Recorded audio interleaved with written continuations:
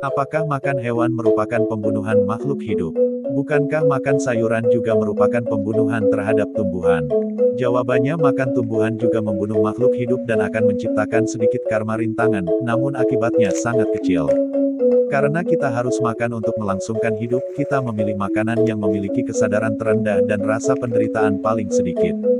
Tumbuh-tumbuhan mengandung 90% air, karena itu tingkat kesadaran mereka sangat rendah, hampir tidak merasakan penderitaan. Lebih jauh lagi, ketika kita makan banyak macam sayuran, kita tidak memotong akar mereka, kita membantu mereka berkembang biak dengan cara memotong dahan dan daun-daunnya, pada akhirnya dapat memberi manfaat pada tumbuhan.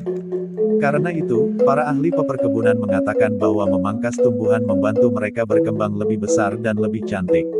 Kebanyakan orang berpendapat bahwa vegetarian lebih pendek dan kurus daripada pemakan daging.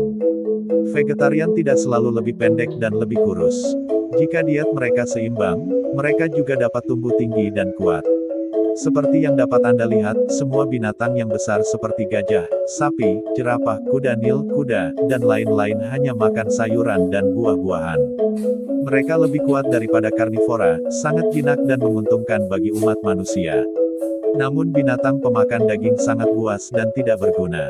Jika manusia banyak makan daging, mereka juga akan dipengaruhi oleh sifat dan kualitas binatang. Orang yang makan daging tidak senantiasa lebih tinggi dan kuat, namun usia mereka pada umumnya sangat pendek. Dapatkah vegetaris makan telur? Tidak, kita makan telur juga termasuk membunuh makhluk hidup.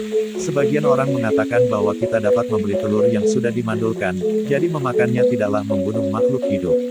Ini kelihatannya seperti benar. Telur yang tidak subur hanya karena dikekang oleh keadaan sehingga telur tidak dapat berkembang menjadi ayam. Meskipun demikian, telur masih mengandung benih daya kehidupan yang diperlukan untuk ini. Kita mengetahui bahwa telur mempunyai benih daya kehidupan.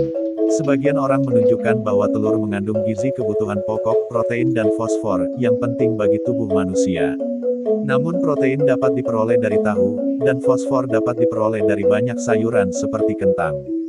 Pertanyaannya, kalau membunuh hewan atau tumbuhan untuk upacara yatnya bagaimana?